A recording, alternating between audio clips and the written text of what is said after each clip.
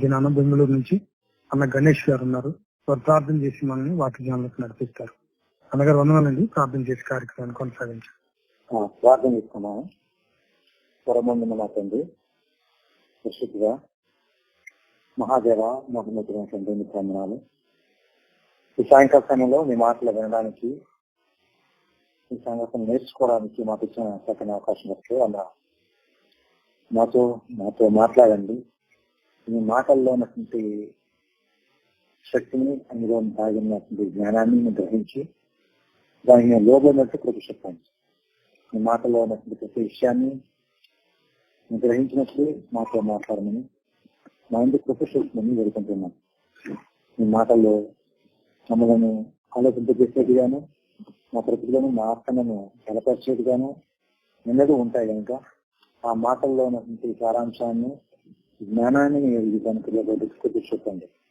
ఈ పరిచయలో పాల్పంచుకున్నటువంటి ప్రత్యక్షంగాను పరోక్షంగాను ఎవరైతే సహకారులుగా ఉంటున్నారో వారిని అర్థం చేసుకుని, మరి వారికి మీకు చెప్పున వారికి ఆత్మ ఫలాన్ని అందించినాం. ప్రతిటువంటి ఆత్మ సంబంధించిన ఆశీర్వాదం గ్రహించినాం. ఈ అంశాంతో ఈరోజు భాగంతో వచ్చినట్టు మీకు సాధనంగా వాడుతుంది నేను నడిపించినాను. యేసుక్రీస్తు యొక్క ఉన్నతమైన నామంలో అడిగి వేడుకుంటున్నాము తండ్రి. ఆమేన్. పిల్లారా, దేవుడు తన వాక్య భాగాన్ని మీతో పంచుకోగలడానికి దేవుడు ఇచ్చినటువంటి చక్కని అవకాశం బట్టి మొదటిగా దేవునికి చెల్లిస్తూ ఉన్నాను. అలాగనే కూర్చున్న మీ అందరికీ క్రీస్తు యేసునామములో శుభాలను తెలియజేస్తూ ఉన్నాను. ఈరోజు మనం నేర్చుకునే అంశం పేరు fake miracles, how to identify fake miracles అనేది నేర్చుకోబోతున్నాం. తెలుగులో చూస్తే అద్భుతం అంటే అద్భుతములను ఎలా గుర్తించగలము, ఈ అంశం ఈరోజు మనం మాట్లాడబోతున్నాము. సో అంశం అర్థమైంది అనుకుంటున్నాము. ఫేక్ మిరాకిల్స్ ని ఎలా ఐడెంటిఫై చేయాలి, అబద్ధ వరములను అయితే అద్భుతములు అనేవి ఎలా గ్రహించాలి అనేది, అద్భుతాలను ఎలా గుర్తించాలి. రైట్. ఏమైంది దీని వల్ల ఈ అంశాన్ని మీ ముందుకు తీసుకురావడానికి ప్రధాన ఉద్దేశం ఏంటంటే, సాధారణంగా నేటి క్రైస్తవ సమాజం వాక్యాన్ని ఒక కోణంలో చెప్పుకుంటూ నేర్చుకుంటూ వెళ్ళిపోతారు కానీ మరొక కోణాన్ని చెప్పేవాళ్ళు లేకపోతే వినేవాళ్ళు ఈరోజు మనకు చాలా తక్కువ. అంటే ఒక నాణానికి బొమ్మ, బొరుసు అనేవి రెండు ఎలాగైతే ఉన్నాయో, ఆ రెండింటిని గురించి అర్థం చేసుకున్నప్పుడు ఆ నాణం, ఆ కాయిన్ ఏంటి అనేది మనకు అర్థం అవుతుంది. కానీ ఈ రోజు ఎక్కువగా క్రైస్తవ సమాజంలో ఉంటున్న వాళ్ళకి అందరికి ఎలా ఉన్నాయంటే, అన్ని కూడా పాజిటివ్ గా, అంటే అనుకూలముగా, సులభముగా, లేకపోతే అందరూ ఎరిగిన విషయాన్ని చెప్పే ప్రయత్నం చేస్తున్నారు. కానీ మరొక కోణం ఉంది, అది కూడా చెప్పాలి, దానిని కూడా తెలియజేయాలి అనే విషయాన్ని ఈరోజు నేటి క్రైస్తవ సమాజం సరైన రీతిలో స్పందించట్లేదు అని గ్రహించి ఈ విషయాన్ని టూకీగా మీ ముందుకు తీసుకురావడానికి ప్రయత్నం చేస్తున్నాం. అంటే దీని మీద విస్తరించి మాట్లాడే ఉద్దేశం కాదు. అయితే అద్భుతాలు అంటే ఏంటి, వరాలు అంటే ఏంటి, స్వస్థతలు అంటే ఏంటి, భాషలు అంటే నో, ఇది ఈ టాపిక్ ఇది కాదు. అంటే కొన్ని టూకీగా క్లుప్తంగా ఒక క్రైస్తవులుగా మనం ఉంటున్నటువంటి సమాజంలో ఒకటి ఏది సత్యము, అది ఏది అబద్ధము అనేది మనం ఎలా గ్రహించాలి, ఎలా గ్రహించగలము అనే ఒక ఆలోచన మీకు ఇవ్వడానికి ప్రయత్నం చేస్తున్నాం. అంటే చిన్న ఒక స్కెచ్ అంటారు కదా, అలా మీకు అందించి వెళ్ళడానికి ప్రయత్నం చేస్తున్నాం. ఎందుకంటే యోహాను పత్రిక 4వ అధ్యాయం, మొదటి యోహాను పత్రిక 4వ అధ్యాయము మొదటి వచనంలో ఒక మాట ఉంటుంది చూడండి. 4:1 ఇలారా అనేకులైన అబద్ధ ప్రవక్తలు లోకములోనికి బయలుదేరి వెళ్ళి ఉన్నారు కనుక ప్రతి ఆత్మను నమ్మక ఆయా ఆత్మలు దేవుని సంబంధమైనవో కావో పరీక్షించుడి. అర్థమవుతుందా? ఇది నేను చెప్పట్లేదు. జ్ఞానానికి రెండు. సో మనం మాట్లాడుతున్న విషయాలు, మనం నేర్చుకుంటున్న విషయాల గురించి యోహాను గారు మొదటి శతాబ్దంలో మాట్లాడుతున్నమాట. ఇప్పుడు నేను మాట్లాడుతూ, ఇప్పుడు ఆయన చెప్పిన తర్వాత 2000 సంవత్సరాలు దాటిపోయింది. సంవత్సరానికి చాలా మార్పులు వచ్చేస్తాయి. అలాంటి కొన్ని వేల సంవత్సరాలు గతించిపోయినాయి. ఇప్పుడు యోహాను గారు చెప్పిన తర్వాత, యోహాను గారు మాట్లాడిన తర్వాత, యోహాను గారు ఏమంటున్నారు? అబద్ధ ప్రవక్తలు కొద్దిమంది వచ్చారు అనట్లేదు, అక్కడక్కడ ఉన్నారు అనట్లేదు, అనేకులు అంటారు. అనేకులు, too many false prophets. False అంటాం, అదే ఫేక్ అన్నాం కదా, ఫేక్, ఫాల్స్, అబద్ధం, అఫెక్షన్, ఇవన్నీ వచ్చారు చెప్తున్నారు. ఇదే ముందు అన్న మాట చూద్దాం. ఇదే మొదటి పత్రికలో 2వ అధ్యాయం 18 వచ్చిన మధ్యలో చదువుతున్నాను చూడండి. 18 నుంచి, ఇప్పుడును అనేకులైన క్రీస్తు విరోధులు బయలుదేరి ఉన్నారు.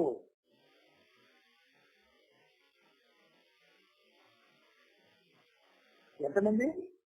అనేకులు.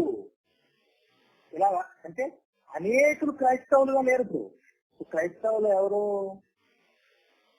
ఇండియాలో క్రిస్టియన్స్ ఏమంటారని తెలుసండి?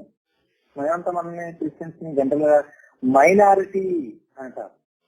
మన దేశంలో మైనారిటీ అంటారు. ప్రపంచ దేశాలు ఆలోచిస్తే డిఫరెంట్ వచ్చి మన దేశంలో మైనారిటీ అని అంటారు. అంటే చాలా తక్కువ మంది, తక్కువ వర్గం వారిని ఉంటారు, తక్కువ మంది ఉంటారు అని చెప్తూ మైనారిటీ అని అంటారు క్రిస్టియన్స్. అది ఒక కాంటెక్స్ట్ లో వాడతారు. ఈ మైనారిటీలో క్రీస్తు విరోధులు ఎంతమంది వచ్చారట? అనేకులు వచ్చారు. అబద్ధ ప్రవక్తలు ఎంతమంది వచ్చారు? అనేకులు వచ్చారు. అనేక మంది మరి అబద్ధ ప్రవక్తలతో, క్రీస్తు విరోధులతో నేటి క్రైస్తవ సమాజం మైనారిటీ జీవనం కొనసాగిస్తోంది. మరి తెలుసుకోవచ్చా ఏది ఎలా ఉంటుందో? తెలుసుకోకపోతే అబద్ధానికి సత్యము తేడా తెలియకపోతే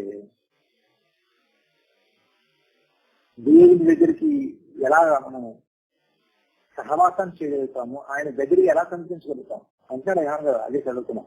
నమ్మక, ప్రతి ఆత్మను నమ్మక అంటాడు, పరీక్షించమన్నాడు. ఇంకేమన్నాడు? నమ్మక, ఆయా ఆత్మలు దేవుని సంబంధమైన కావో పరీక్షించండి. అది ఈరోజు పాఠం. మనం ఎలా పరీక్షిస్తాం?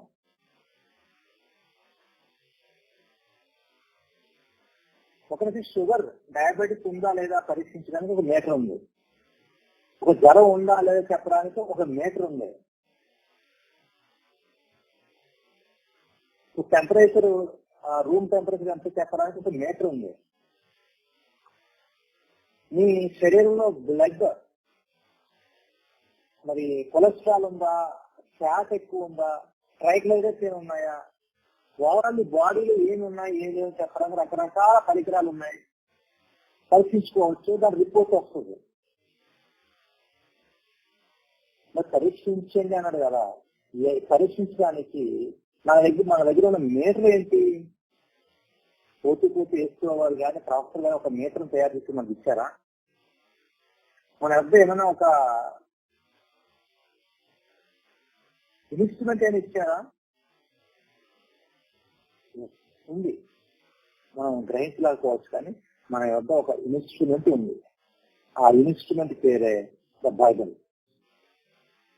ఆ ఇన్స్ట్రుమెంట్ పేరే మన చేతిలో ఉన్నటువంటి జీవగ్రంథం, ద బైబిల్. పరిశుద్ధ గ్రంథం అంటున్నాం కదా. ఇది అంటే ఈ జీవ గ్రంథాన్ని, ఈ పరిశుద్ధ గ్రంథాన్ని మనం జాగ్రత్తగా తిరిగి ఉంటే ఆ మీటర్ తోటి మనం ఏది అవునో ఏది కాదో, ఏది రైటో, ఏది రాంగో, ఏది ఎలా ఉందో, ఏది ఎక్కడ ఉందో మనకు అర్థమైపోతుంది. దానిని మడత పెట్టి మూసి జిప్పేసి పక్కన పెట్టేసి క్రౌడ్ తో వెళ్ళిపోతూ ఉంటే జోడించే క్రౌడ్ అంటాం. ఏది రైటో ఏది రాంగో మనకు తెలియదు. అది అక్కడికి వెళ్తాం. ఇది యోహాను గారు చెప్పారు. యేసుప్రభువుని మాటలు చూపించమంటారా? ఇది ఇక్కడ ఏదో యేసుప్రభు వచ్చి వెళ్ళిపోయిన తర్వాత జరిగింది అనుకుంటే, యేసుక్రీస్తు కాలంలో కూడా ఆయన మాట అన్నారు చూడండి. ఇప్పుడు అబద్ధ ప్రవక్తలు చూసాం, క్రీస్తు విరోధులను చూసాం, మరొక చెప్తా చూస్తాం. కొంతసేపు చూద్దాం బయట ఏం చేస్తుందో. ఇంకైతే మనం ఇగ్నోర్ చేసిన సందర్భాలు ఇవ్వాలి కాబట్టి మత్తయి వార్త 24 అధ్యాయం 24 వచనం. అబద్ధపు క్రీస్తులను అబద్ధపు ప్రవక్తలను వచ్చి, వీళ్ళు ఎవరండి? వీళ్ళు పేరు చేసి అబద్ధపు క్రీస్తులు, అబద్ధపు ప్రవక్త. అక్కడ అబద్ధ ప్రవక్తను చూసాం, యోహాను గారు ఉన్నారు. క్రీస్తు అబద్ధ ప్రవక్తలు ఉన్నారు. ఇంకో చెప్తూ క్రీస్తే మరో మాట అంటారు, అబద్ధ క్రీస్తు వస్తా అంటారు. అది క్రీస్తు విరోధి ఒక్కడే. క్రీస్తు విరోధి, క్రీస్తు విరోధులు.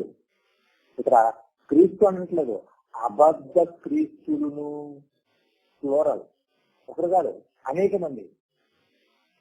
మనకి ఏ క్రీస్తుని అర్థం చేసుకోవడమే చాలా పాయింట్ టాక్ వచ్చేస్తుంది. మనం ఏమి పైపైన చూస్తున్నాం. కానీ ఇక్కడ ఏమంటున్నాడు, ఒకరిద్దరు కాదు, అబద్ధ క్రీస్తులు అనేక మంది. అంతే కదా, ఎక్కువ మంది, ఒకరికంటే ఎక్కువ. క్రీస్తే అబద్ధ క్రీస్తు అంటే క్రీస్తుకి డూప్లికేట్ క్రైస్తు, ప్రాఫెట్ కి డూప్లికేట్ ప్రాఫెట్. ఇంకెవరున్నారు బైబిల్లో పాపులర్ గా? మరో మాట చెప్తున్నాను. కొరింథీ పత్రిక, మొదటి పత్రిక 11:13.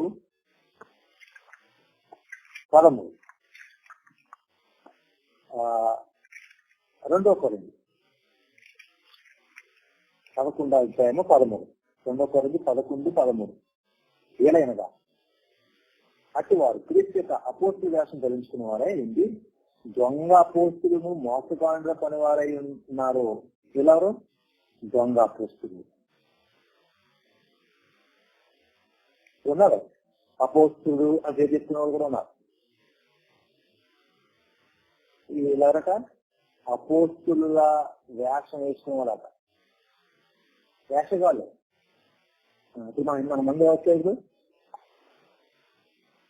అబద్ధ క్రీస్తులు వచ్చారు, అబద్ధ ప్రవక్తలు వచ్చారు, అబద్ధ అపోస్తులు వచ్చేసారు. వాళ్ళందరూ ఎప్పుడు మొదటి శతాబ్ద కాలంలోనే వచ్చేసారు. ఇప్పుడు కాదు. అంటే డూప్లికేట్ అనేది నేటి క్రైస్తవ సమాజంలో రాజ్యం వెళుతుంది. మరి ఇలాంటి టైంలో ఏది నిజమో ఏది అబద్ధమో మనం గ్రహించలేకపోతే ఎటుపోతాం మనం. మీకు ఈ మధ్య కాలం జరిగిన సంగతి చూస్తాను. మీరు చూసి అంటారు, తెలుసు మీకు. మాజీ సీఎం జగన్ గారిని ఉద్దేశించి రాబోతున్న 5 సంవత్సరాల్లో నువ్వే సీఎం, నువ్వే సీఎం అని చెప్పినట్టు ప్రవక్తలు లేరా? ఆంధ్ర రాష్ట్రంలో ఉన్నారు. ఆయనకి ఎంతమంది ఫాలోయింగ్, ఎంతమంది భక్తులు ఉన్నారు ఆయనకి? ఆయన చుట్టూ చాలా పాపులర్ అయ్యా మరి. జరిగిందా జరగలేదా? జగన్ సీఎం అయ్యారా? ఎవరైనా ఎవరు సీఎం అవుతారో చెప్పే ప్రవక్తలు ఉన్నారు. అప్పుడు దేవుడు అందుకు పంపడు ఆయన్ని. రాజకీయాలు సీఎం పంపిన ప్రవక్తలు, రాజకీయాలు చెప్పే ప్రవక్తలు ఉన్నారా? రాజకీయాల్లో జోషం చెప్పే ప్రవక్తలు ఉన్నారా?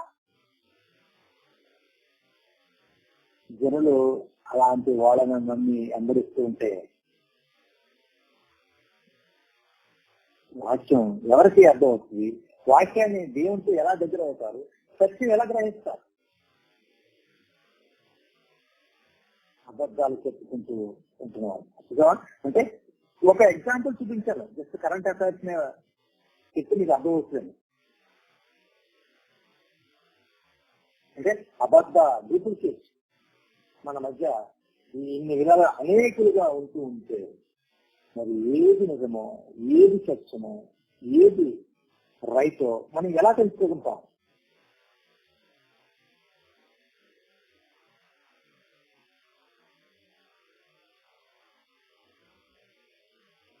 మీకు ఇప్పుడు మరో మాట చూపిస్తాం. మన అందరూ తెలుసు లోకాసు వార్తలో 16 అధ్యాయం ధనవంతుడు లాజరు సంగతి మన అందరిలో ఎరిగిన వాళ్ళు. ధనవంతుడు చనిపోతాడు, లాజరు చనిపోతాడు. ఇద్దరు కలిసి ఒకరు అబ్రహాము రొమ్మును ఆనుకోవడానికి నెమ్మదిగా ఉండే స్థలానికి వెళ్ళిపోతాడు. ధనవంతుడు తనకి శిక్షపడి పాతాళంలో వేదన పడుతూ ఉంటాడు. ఈ స్టోరీ మనం అంతా అంటే స్టోరీ అంటే ఈ యొక్క మోసే కాలంలో జరిగినట్టు యథార్థ గాథ మన అందరికీ తెలుసు. చివరి అక్కడ ఏమైనా ఉంటుంది అంటే చివరికి నేను ఎందుకు చెప్తున్నానంటే ఆ ధనవంతుడు అంటారు, నువ్వు భూమి మీదకి ఈ యొక్క లాజర్ని పంపించి ఒక అద్భుతం చేయి. ఒక అద్భుతం చేస్తే నాతో పాటు ఇంకా నాకు ఉన్నారు కదా, ఐదు సోదరులు ఉన్నారు కదా, వాళ్ళందరూ మారిపోతారు. వాళ్ళకి రాకుండా ఉంటారు. నేను ఎగడా వచ్చేసాను, అయిపోయింది నా జీవితం, నాశనం అయిపోయింది, నా పరిస్థితి. కానీ ఇప్పుడు 5 వాళ్ళని రక్షించబడతారు, వాళ్ళని కాపాడతారు. నువ్వు ఏదో నాకు అద్భుతం చేయవా అంటే అప్పుడు అబ్రహాం అన్న మాట అక్కడ ఉంటుంది. 31 వచ్చినప్పుడు అందుకడుగు, అదే 16:31 అందుకడుగు, మోసే ప్రవక్తలు చెప్పిన మాటలు వారు వినని ఎడల మృతులలో నుండి ఒకడు లేచినను వారు నమ్మరని అతనితో చెప్పారు. వాట్ ఇట్ మీన్స్, మాటలు చెప్తేనే విని నమ్మని వాడు చూసి నమ్ముతాడు అనుకుంటున్నారా? అది మీరు మనుషుల యొక్క పల్స్ ఎలా ఉంటుందంటే చూస్తే నమ్మేస్తారు, చూస్తే మారిపోతారు. స్వస్థతలు, అద్భుతాలు, ఆశ్చర్యకార్యాలు ఇలాంటి జరిగిపోతూ ఉంటే అనేక మంది మారిపోతారు, దేవుడి దగ్గరికి వచ్చేస్తారు అని అనుకుంటారు. యేసుక్రీస్తు కాలంలో, యేసుక్రీస్తు మోసే కాలంలో ఉన్నటువంటి ప్రజల గురించి మాట్లాడుతున్నాను. క్రీస్తు పూర్వము, క్రీస్తు శకము, క్రీస్తు కాలము, క్రీస్తు శకము ఒకటే ట్రెండ్, ఒకటే మనుషుల యొక్క స్వభావం ఒకటే. ఏంటో తెలుసా అన్నాడు, వినినను నమ్మని వారు చూసినను నమ్మరు. అది మనకు అర్థం కావాలి. మనం అర్థం కావాల్సిన పని వింటే నమ్మని వాళ్ళు, వింటే చెప్పి మారిన వాళ్ళు చూసినా కూడా మారరు అనే సంగతి ఈరోజు మనకు అర్థం కావాలి. ఎందుకు తెలుసా? వింటే ఏం జరుగుతుంది? ఒక మాట చెప్తే, ఒక వాక్యం చెప్తే, బైబిల్ వివరిస్తే, ఒక ప్రసంగం చేస్తే, ఒక బైబిల్ స్టడీలో పాల్గొంటే, అనేక రకాలుగా దేవుని వాక్యాన్ని వినగలిగితే ఒక మనిషికి ఏం కలగాలి, ఏం కలుగుతుంది? నిజంగా జెన్యూన్ క్యాండిడేట్ ఆలోచించగలిగితే ఏమొస్తుంది? విశ్వాసం కలుగుతుంది. అదే విషయాన్ని రోమిలక్షణ పత్రిక చెప్తారు. 10వ అధ్యాయము 17వ వచనం. రోమిలక్షణ పత్రిక 10వ అధ్యాయము 17వ వచనంలో ఉంటుంది. విని ఏం జరుగుతుందో అది చెప్తాను. విని వినడం వల్ల ఏం జరుగుతుంది? మాట్లాడుతున్నప్పుడు ఏమంటారని విని కాగా వినిత వలన విశ్వాసం కలుగుతుంది. వినిత క్రీస్తు గురించి మాట వలన కలుగును. వినిటి వలన విశ్వాసం కలుగుతుంది.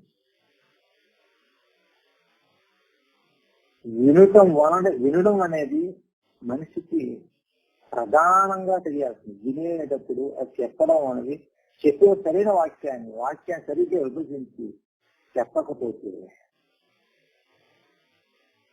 మరి అబద్ధ ప్రవక్త, అబద్ధ అపోస్తులుడు, అబద్ధ క్రీస్తు వ్యాసం ధరించుకున్న అబద్ధ క్రీస్తు ఎవరిని చూపిస్తున్నాడో, ఎవరిని ప్రకటిస్తున్నాడో ఎలా అర్థమవుతుంది? మనం వినాలి. వినడం అనేది అక్కడ చెప్తుంది. ఏం వినాలి? మనకి స్టోరీ కాదు, కథలు కాదు, కాకమ్మ కథలు, నెమలమ్మ కథలు కాదు. కాగా వినుట వలన విశ్వాసం కలుగుతుంది. వినుట క్రీస్తుని గురించిన మాట వల్ల కలుగుతుంది. నువ్వు చెప్పేది ఎవరి గురించి చెప్పాలి? క్రీస్తుని గురించి చెప్పాలి. అలా చెప్పేది అబద్ధ క్రీస్తు గురించి చెప్తున్నాడు. అబద్ధ క్రీస్తు గురించి చెప్తే అబద్ధ క్రీస్తు నమ్ముతావు. అబద్ధ ప్రవక్త గురించి చెప్తే అబద్ధ ప్రవచనాలు నమ్ముతావు. అబద్ధ అపోస్తు గురించి చెప్తే అబద్ధ అపోస్తులు చెప్తే అబద్ధ బోధ నమ్ముతావు. ఇది మీరు క్యాచ్ చేయాల్సింది. వినటం వల్ల విశ్వాసం కలుగుతుంది. అది ఏం చెప్తేనే కలుగుతుంది. అబద్ధం చెప్తే అబద్ధం నమ్ముతారు, సత్యం చెప్తే సత్యం నమ్ముతారు. అంతే కదా?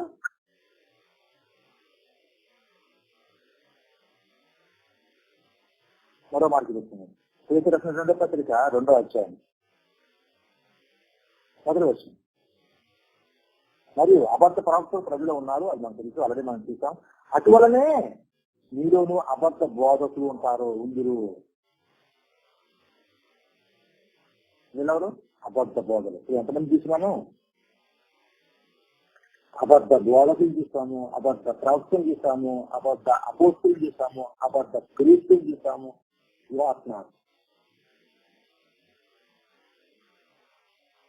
అందులోకి వచ్చేది ఇప్పుడు అబద్ధ అద్భుతాలు అంటున్నారు కదా, ఫేక్ మిరాకిల్స్ అన్నాను కదా, అవి చూపించుకుంటున్నాను. అది ఎలాగా? అబద్ధ బోధ అని తెలియాలంటే బైబిల్ బాగా అర్థం కావాలి. అబద్ధ ప్రవక్తలు తెలియాలంటే బైబిల్ బాగా అర్థం కావాలి. అబద్ధ అపోస్తులు తెలియాలంటే బైబిల్ అర్థం కావాలి. అబద్ధ క్రీస్తు ఎవరు తెలియాలంటే బైబిల్ అర్థం కావాలి. అలాగే అబద్ధ అద్భుతాల గురించి తెలియాలంటే దానికి బైబిల్ తెలియాలి. మరొక very no other shortcut అని ముందు చెప్పాను కదా. మీటర్ ఒకటే మన దగ్గర, మీటర్ ఇన్స్ట్రుమెంట్, మాన్యువల్. అది ఏమంటే బైబిల్. బైబిల్ దేనికైనా, బైబిలే దిక్సూచి, బైబిలే మనకు ఆధారం, బైబిలే మనకి బలం, బైబిలే మనకి సత్యం. వాక్యమే సత్యం. అంటే ఆ సత్యమైనటువంటి వాక్యాన్ని మన చేతిలో పట్టుకుని దాని గురించే మనం ఆలోచించాలి. ఎంతమంది అందరూ అబద్ధాలు ఉన్నారని చెప్తున్నారు. ఎవరైనా మనకు బోధిస్తున్నారు ఎలాగా? జాగ్రత్త, అబద్ధ ప్రవక్తలు, అబద్ధం ఉంది, అబద్ధం ఉందని ఎవరైనా చెప్తున్నారు? చెప్పరు. ఎటు చూసినా బైబిల్ చదువుకోండి, బైబిల్ ధ్యానించండి, బైబిల్ పఠించండి, పాటలు పాడుకోండి, ప్రార్థన చేయండి, ఉపవాస ప్రార్థన చేయండి,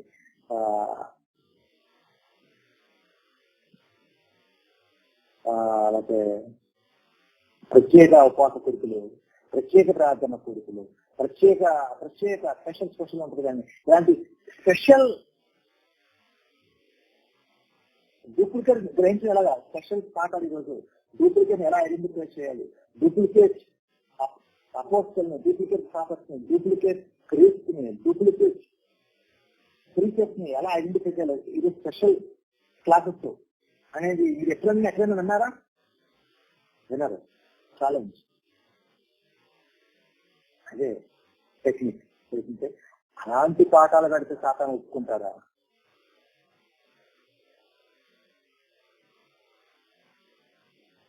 ఉపవాస కోరికలు, వారం రోజులు ఉపవాస కోరికలు అదండి. అలాంటి నో ప్రాబ్లం, ఉపవాసంలో ఉండి ఆడికే ప్రాబ్లం. నేను దేని గురించి మాట్లాడతాం? ఉపవాస కోరికల్లో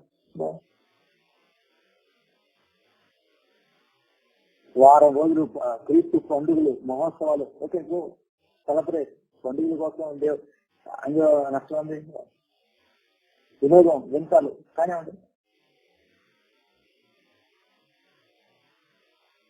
7 వారాలు స్వస్థతలో జరగాలని, 7 వారాలు మా సంఘానికి రండి, అది వెళ్ళండి, గో ప్రాబ్లం.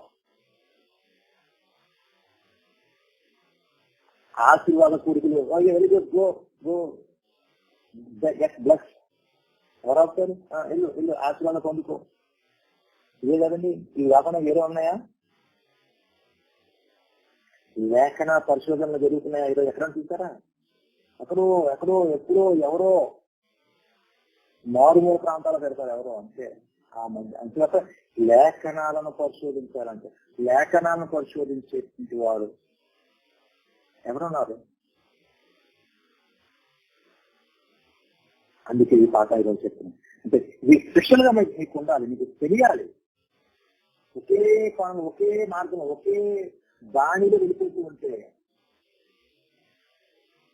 మన చుట్టూ తిరిగి సత్యం కాదు ఎలా తెలుసుకుంటాం? ఇప్పుడే జరిగిపోయి కదా మనకు కూడా అబద్ధాన్ని ప్రకటించాడు.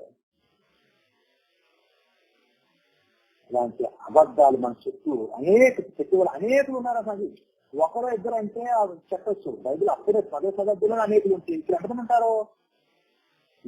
గుట్టలుగా ఉన్నారు, కోకొల్లలుగా ఉన్నారు. ఓకే, అనేక మంది ఉన్నారు. మరి వినేవాళ్ళు ఎలా ఉన్నారు? ఒకసారి చూపించమంటారా? వినేవాళ్ళు ఎలా ఉన్నారు?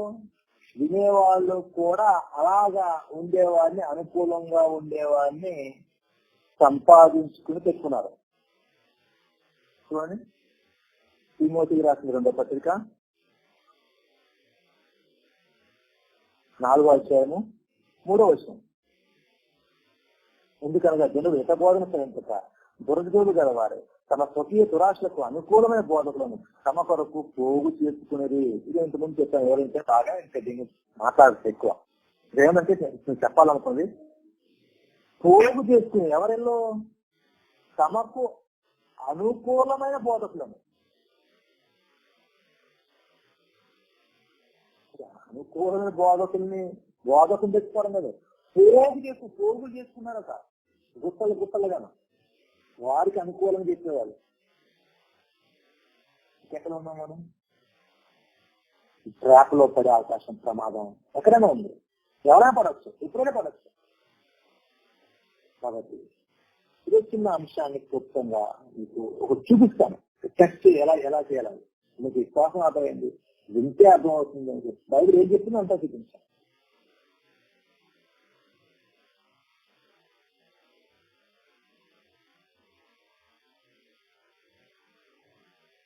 అపోస్తల కార్యాలు చాలా జాగ్రత్తగా బైబిల్లోనే ఉంది. బైబిల్లో ఉన్నది నేను చూపిస్తాను. అపోస్తల కార్యాలు 3వ అధ్యాయము 1 నుంచి 10 వచనాల్లో ఉన్నది. అంత చదువుతున్న మాకు సాయం సరిపోదు, మీకు అక్కడ ఉన్నది మీకు చూపిస్తాను. అపోస్తల కార్యాలు 3వ అధ్యాయము 1 నుంచి 10 వచనాల్లో అక్కడ యోహాను, పేతురు శృంగారం ఆలయానికి వస్తారు. అలా వచ్చినప్పుడు ఒకరు కుంటువారు భిక్షం అడుగుతూ ఉంటారు. భిక్షం అడుగుతూ ఉంటే అదొక సందర్భం పేతురు యోహాను వారిని పేరు తీసి మాతకి చూడమన్నారు. 3:5 వచనం నుంచి వారి వద్ద కనపడుచు వారి అందు లక్ష్యమించము. అంతగా పేతురు, వెండి బంగారం అయితే లేవు గాని నా తల్లి నీకు ఇస్తున్నాను, నదులను ఏర్పడుతున్నాము నడువమని చెప్పి వారిని కుడికే పట్టుకుని లేవనెత్తున్నాను. అది జరిగింది. వారి పాదములు చీలమండలను బలం పొందను. వారి దిక్కును లేచి నిలిచి నడిచాను. నడిచి గంతులు వేసి దేవుని స్థితించు వారితో కూడా దేవాలయంలోకి వెళ్ళాను. ఇక్కడ కుంటివాడు స్వస్థపరచబడ్డం మనం చూస్తున్నాం. ఇలాగే నేర్చుకుంటాం, ఇలాగే చదువుతాం. కుంటివాడు స్వస్థపరచబడ్డాడు, గుడ్డివాడు కళ్ళు ఇచ్చాడు, చనిపోయిన వాడిని బ్రతికించాడు. ఇలాగే చూస్తున్న తప్ప అక్కడ ఉన్న కొన్ని ప్రత్యేకమైన పదాలను మనం ఇగ్నోర్ చేసేస్తూ ఉంటాం. ఇప్పుడు ఎలా స్వస్థపరుస్తున్నామంటున్నాం, ఎలా స్వస్థపరుస్తున్నారు, అది ఎలా స్వస్థపరుస్తున్నట్టుగా కనబరుస్తున్నారు. కుంటి వాడిని అనుకుంటారు. చీకటిని లే లే లే నడు నడు నడు పోగు ఎల్లు ఎల్లు ఎల్లు అన్నారు.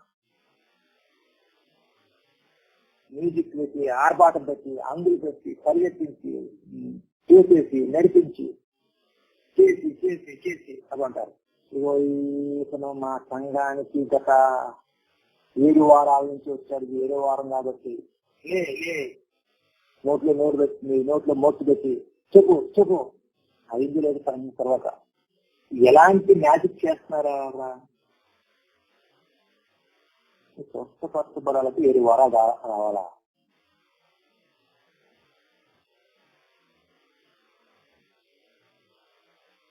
ఎంతకాలం టైం? స్వస్థపరచబడ ఎంతకాలం? దేవుడు చేయాలని ఎంతకాలం, అద్భుతం చేయాలని ఎంతకాలం. మీకు ఒక డెఫినేషన్ చెప్తుంటాడు వినండి. అసలు అద్భుతం అంటే ఏంటి, కష్టాలు చెప్పాలి చెప్తే అంతా చూపించాను. What is the definition of miracle? అద్భుతం అంటే ఏంటి? ఈ బేసిక్ డెఫినేషన్ చాలా మంది తెలియదు. క్రైస్తవులకి వీటి గురించి ఆలోచించారు 99 ఎంతమంది ఉంటారో ఈ గ్రూప్ లో, అంటే అందరూ అక్కడ ఇలాంటి కేటగిరీలో ట్రాక్ అయినా ఎంతమంటారో అందరికి ఎవరు కూడా డెఫినేషన్ ఆఫ్ మిరాకల్ అంటే తెలియదండి. మిరాకల్ అంటే, అద్భుతం అంటే సూపర్ న్యాచురల్ పవర్ ద్వారా, అంటే సహజంగా కాకుండా అసహజంగా జరిగేదాన్ని మిరాకల్ అంటారు. దేవుడు నన్ను స్వస్థపరిచాడండి, నాకు జ్వరం వచ్చింది, నేను టాబ్లెట్ వేసుకున్నాను, రోజుకి ప్రతి 6 గంటలకి సిరప్ వేసుకోమన్నారు, టాబ్లెట్ వేసుకున్నాను, ప్రతి 6 గంటలకు ఒకసారి వేసుకుంటే 5 రోజుల్లో తగ్గిపోయింది, దేవుడు చాలా అద్భుతం చేశారు, నేను స్వస్థపడ్డాను అని చెప్పడం దేవునికి స్తోత్రం అంటామా? That was not a miracle. అది ఆ డిఫరెన్స్ మీకు తెలియాలి. తెలీదు.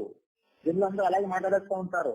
విన్నవాళ్ళు కూడా బాబా ఎంతుంటారు, బాగున్నారు, ఇదే సాక్ష్యాలు కింద తెచ్చుకుంటూ పోతారు. ఒకరికి జ్వరం వస్తే, వైరల్ ఫీవర్ వస్తే ప్రతి 6 గంటలకి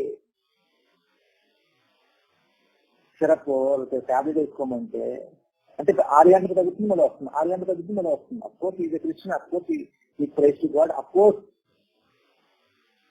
you know all these things. వాటిని మనం తక్కువ అనట్లేదు. ఏదైనా జ్వరం తగ్గాలంటే 3 నుంచి 5 రోజులు పడుతుంది. 5 రోజుల్లో తనకైతే వైరస్ బలహీన పడిపోతుంది, తగ్గిపోతుంది. 5 రోజులు తగ్గిపోయింది.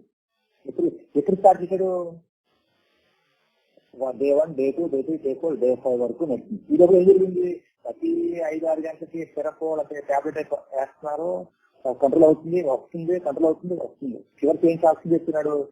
దేవుడు నన్ను నా జీవితంలో అద్భుతం చేశారు, నా జ్వరం తగ్గిపోయింది. ఇందులో దేవుడికి అద్భుతం ఏముంది? ఇందులో ఇది మిరాకల్. సహజంగా జరిగేదా, అసహజంగా జరిగిందా? ఇలా అంటున్నాం కాబట్టి ఏదో చెప్పేస్తా అనుకోకండి, మీరు ఆలోచించమని చెప్తున్నాను. దేవుడు అద్భుతం చేస్తే తెలుసు కదా, చేతి రక్త జ్వరంతో ఉన్నప్పుడు అది అద్భుతం. అంటే మళ్ళీ రావడం పోవడం, మొదటి వారం, 2వ వారం, 3వ వారం, 7 వారాలు రావడం పోవడం, 7 వారాలు. ఏంటిది మ్యాజిక్? తమాషా చేస్తున్నారా? దేవుడి పని ఎలా ఉంటుంది? అద్భుతం అంటే నువ్వు మందు వేసుకుంటూ తగ్గుతూ ఉంటే అది సైన్స్. 5 రోజుల్లో తగ్గడం science. It's not a miracle, it's a natural. ఏ జ్వరం అయినా కానీ, ఆఖరికి డెంగ్యూ ఫీవర్ అయినా కానీ 5 రోజుల్లో తగ్గిపోయే అవకాశం ఉంటుంది. జనరల్ గా 5 to 7 days జనరలైజ్ చేస్తే ఎనీ వైరల్ ఫీవర్ అయినా వస్తే దానికి అదే ఉంటుంది, దానికి ముందే ఉండదు, దానికి ఎలా వస్తుంది, దానికి తగ్గిపోతుంది. ఈ శరీరం వ్యాధి నిరోధక శక్తిని బట్టి టైం పీరియడ్ అవగలదు. దానికి దేవుడు అద్భుతం చేశాడంటే మరి దేవుడు నమ్ముతున్న వాళ్ళు కూడా జ్వరం 5 రోజుల్లో 7 రోజులు తగ్గిపోతుంది కదా, వాళ్ళు తగ్గట్లేదా? నువ్వు వాళ్ళకి దేవుడు నమ్మట్లేదు, ఆయన దేవుడు వాళ్ళకి అద్భుతం చేశారా? దేవుడు ఎంత బలహీనుడా? మీరు ఇలా ఆలోచించాలి. Come to the point. ఇక పేతురు యోహాను స్వస్థపరిచారు కదా, అక్కడ ఏమో రాబడుతుంది అక్కడ 7వ వచనంలోనే మళ్ళీ చదువుతూ మీరు చూసారు లేదా, వాని కురికే పట్టుకుని లేవనెత్తాను, నడు చేసిన కరెక్టే, నడు అనలేదు, నెమ్మదిగా వచ్చేస్తుంది, నడుస్తున్నాడు, అదిగో కుంటుకోలేదు. ఏమన్నా వెంటనే అనే పదం ఆలోచించారు కదా, దీన్ని యాడ్ రబ్ అంటారు.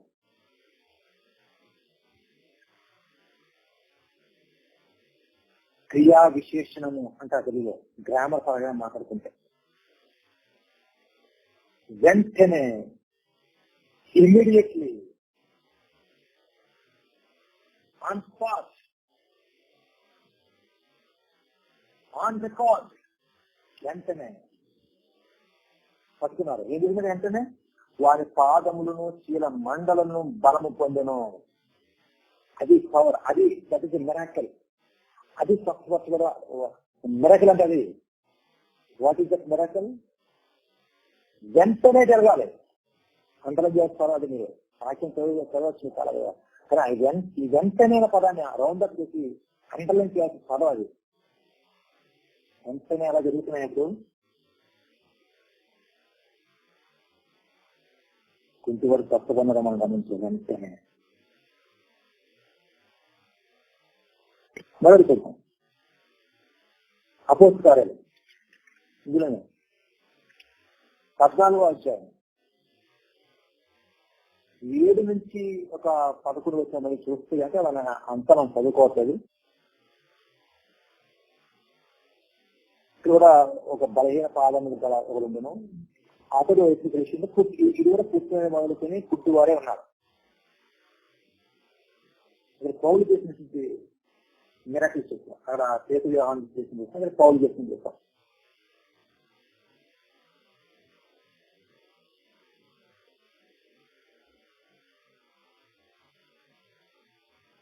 అక్కడ చూడండి, అక్కడ ఏం జరిగింది.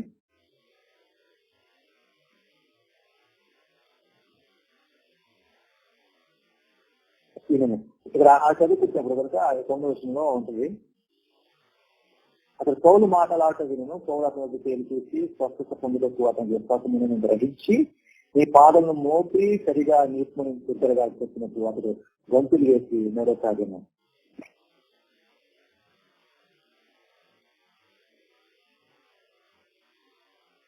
ఏమైంది ఇక్కడ చెప్పినప్పుడు ఎప్పుడు మారాడు? దగ్గరగా చెప్పినప్పుడు అతడు గంతులు వేసి నడవసాగను. మాటతో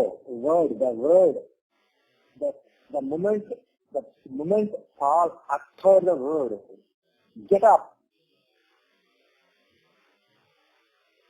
వేదాలతో పట్టుకుని కోసి నిలబెట్టి లాగి ఎక్సైజ్ చేశారా?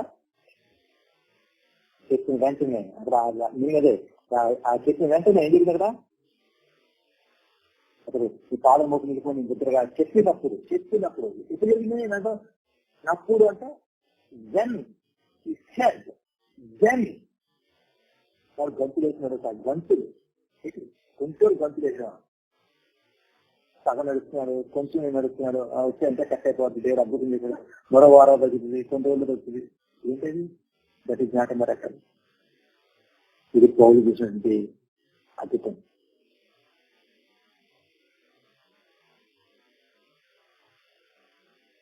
వార్త 5వ అధ్యాయం అంటే మన బైబిల్లో ఉన్న విషయాన్ని చూపిస్తాం. బైబిల్లో ఎలా జరిగినాయి, బైబిల్లో అద్భుతాలు జరిగినాయా, బైబిల్లో స్వప్నాలు జరిగాయి. అవి ఎలా జరిగాయి మనం గమనించాలి. అదే మన దగ్గర ఇన్స్ట్రుమెంట్ మీటర్. దాని ప్రకారము మనకు అర్థమవుతుంది, దాని ప్రకారము మనం నేర్చుకుంటాం, దాని ప్రకారం మనం స్టడీ చేస్తాం, పరిశోధన చేస్తాం. వార్త 5వ అధ్యాయము 8, 9 చూడండి. అక్కడ ఇక్కడ ఏమన్నాడంటే ఆ 38 ఏండ్ల నుంచి వ్యాధి గల ఒక మనుషుడు ఉండను. అక్కడి నుంచి 30 ఏజ్ అది అంతా కూడా ఆ కోనేరు ఉంటుంది. ఇదంతా మనకు తెలుసు. ఓకే, తెలియదు. ఇక తెలియదు. ఆ రోజు అయ్యా నువ్వు స్వస్థపరచుకున్నావా అని వాడిని అడుగు. ఆ రోజు అయ్యా నీళ్ళు కళ్ళింపడినప్పుడు నన్ను పోయినట్లో దించుట నాకు ఎవరనో లేడు కనుక నేను వచ్చినట్టుగా మరి ఎప్పుడు నాకన్నా ముందుగా దిగిను. ఆయన మొత్తం ఓకే పక్కన పెట్టద్దా, నువ్వు కావాలంటే నువ్వు లేచి నీ కొరకెత్తుకుని నడుగు అంతే చెప్తావు. అప్పుడు వేసేవాడు స్వస్థత నుండి తన కొరకెత్తుకుని నడిచాను. 8, 9 చూడవచ్చు. అది జరిగింది. అక్కడ ఒక పదం చూడ, అక్కడ ఏమన్నా అక్కడ చెప్పగా నడుమని చెప్పగా వెంటనే వాడు స్వస్థత నుండి అని అందరూ చెప్తాం. స్వస్థత గురించి వెంటనే అది మిరకిల్ అంటే.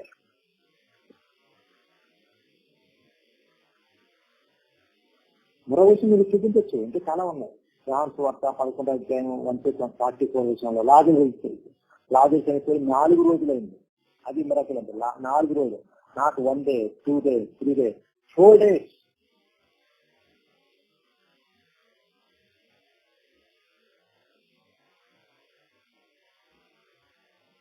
లాజరు బయటికి రా, లాజరు బయటికి రా. వచ్చారా?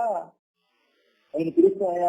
డోర్ తీయండి, బయటికి లాగండి, లేపండి, చెయ్యండి, మళ్ళీ తడవండి, మళ్ళీ అరవండి.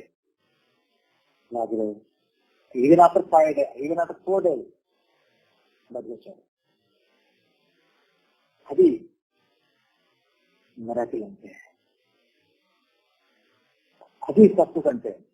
మీరు ఇందాక ముందు చెప్పినారు, మరి నేను ముందు వేసుకుంటే తగ్గింది, దేవుడు సత్పరచ అనకూడదా, దేవుడు మా అద్భుతం చేశారు అనకూడదా? అద్భుతం దానికి మీకు మీనింగ్ చెప్పాను, డెఫినేషన్ ఆఫ్ మిరకిల్ అని మీకు చెప్పాను. దాన్ని అంటే మనం వాడు ఏమన్నామంటే, we have to use the word proper గా.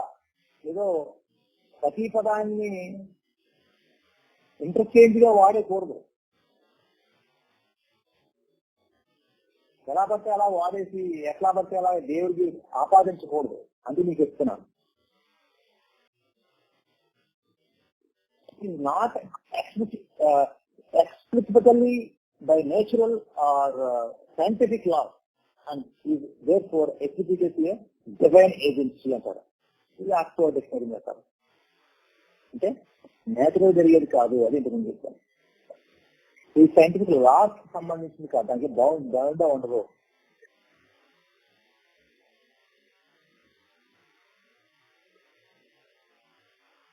అది ఎక్సెప్షనల్ అచీవ్మెంట్ అన్నమాట. కానీ అప్పుడు మన అద్భుతం, విచిత్రం అంటాం, సహజంగా జరిగేది. ఇప్పుడు మందు వేసుకుంటే తగ్గిందంటే అదేంటి? That is science. నువ్వు పారాసెటమాల్ మందు వేసుకో, నీకు తగ్గుతుంది, దట్ ఈస్ కాల్డ్ సైన్స్. మీకు అర్థమవుతుందా? సైన్స్ అంటే మెడిసిన్స్ లో సైన్స్ శాస్త్రపరంగా కొన్ని మందులు కనిపిస్తాము. ఆ మందులు ఎక్కడి నుంచి వచ్చి? ప్రకృతిని తెచ్చింది. ఆ ప్రకృతి ఎక్కడి నుంచి వచ్చింది? దేవుని తెచ్చింది. ఇండైరెక్ట్ గా మనమే ఒక ఎన్విరాన్మెంట్ క్రియేట్ చేస్తున్నాం. దేవుడి మూలంగానే మనం దేవుడి నుంచి ప్రకృతిలో నుంచి మందులు చేసిన ఆ మందు ద్వారా మనం స్వస్థపడుతున్నాం, అంటే రికవర్ అవుతున్నాం, కోలుకుంటున్నాం. That is not miracle, that is a scientific natural process. ఆ దేవుడు ప్రత్యేకంగా ఇంటర్వ్యూన్ అయ్యి మిమ్మల్ని స్వస్థపడుతున్న సందర్భం కాలేదు. దట్ ఈస్ డెఫినెట్ గా మనం మాట్లాడాలి. కళ్ళకు వస్తే దేవుడు అద్భుతం చేశాడంటారు, జ్వరం వచ్చే దేవుడు అద్భుతం చేశాడంటారు, బ్యాక్ పెయిన్ వస్తే దేవుడు అద్భుతం చేశాడంటారు. నో, బైబిల్ అద్భుతంగా ఉన్నప్పుడు దాన్ని స్పెషల్ గా చెప్పింది బైబిల్. అలా చదివినప్పుడు అలా అర్థం చేసుకోవడం బైబిల్ అప్రోచ్. ఎక్కడ దేవుడు అద్భుతం చేశాడో అక్కడ ఎందుకు వెంటనే చిన్నదానా నిద్రపోతున్నాం లే, వచ్చిందా? నిద్రపోతుంది చనిపోయిన సింగలి వచ్చిందా?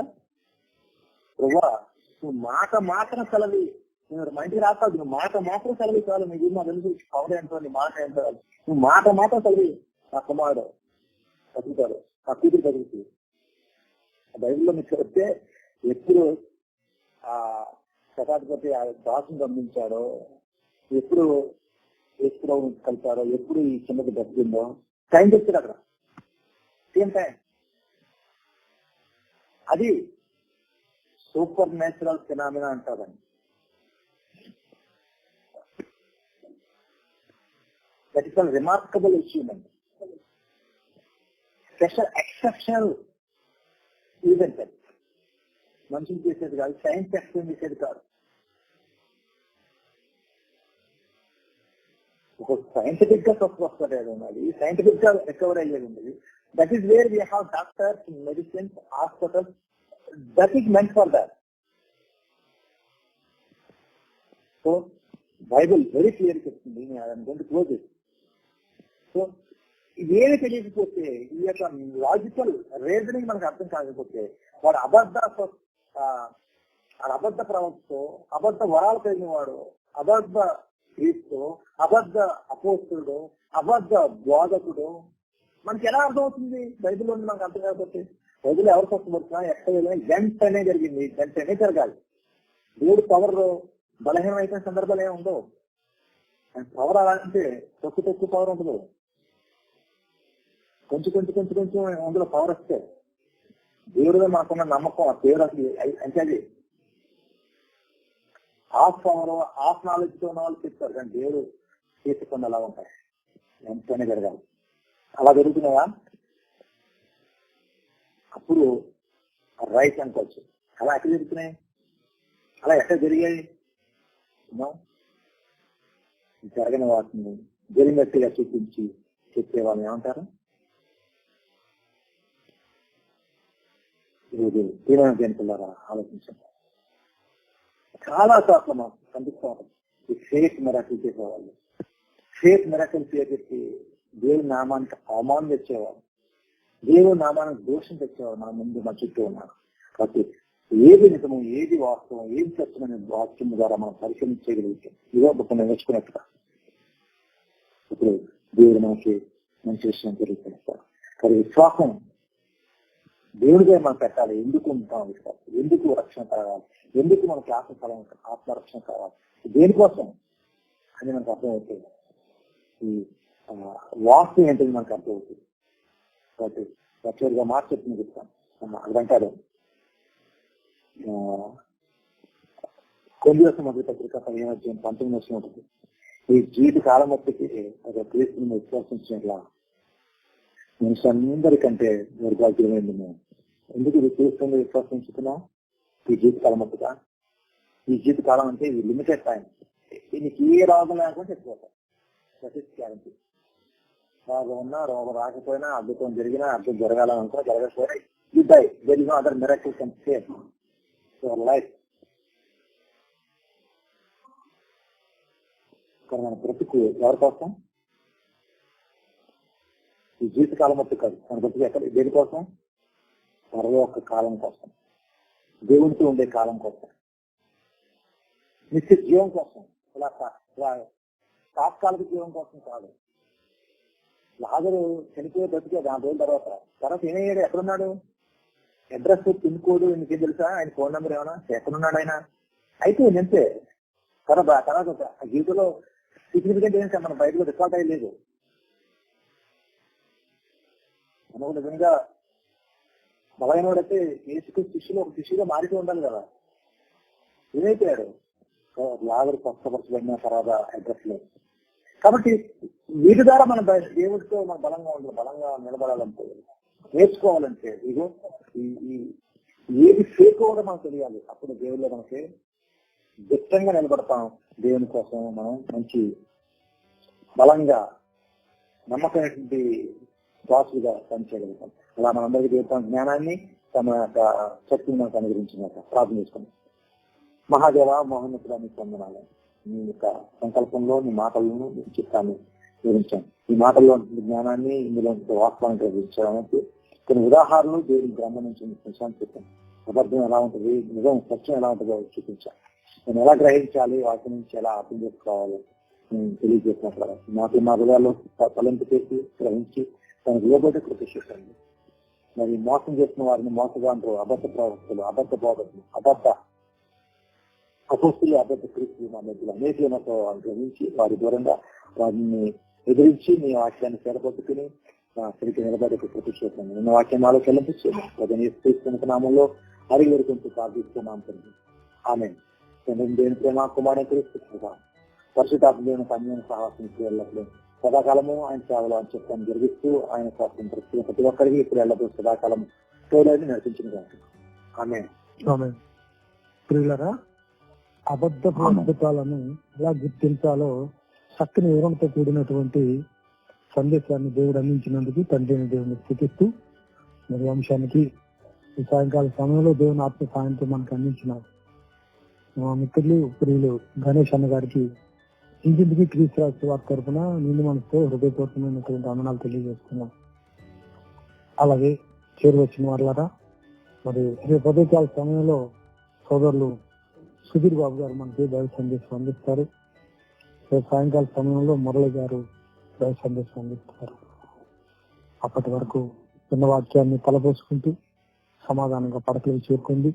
దేవుడి మీ కుటుంబాన్ని దీవించినాక మరి వెళ్ళబోయే ముందు పగలంతా కాపాడిన దేవునికి మనసున్న వారైతే 106 స్తోత్రం చెప్పి సెలవు తీసుకున్నాం. దేవునికి స్తోత్రములు, అందరికీ వందనాలు. సెలవు.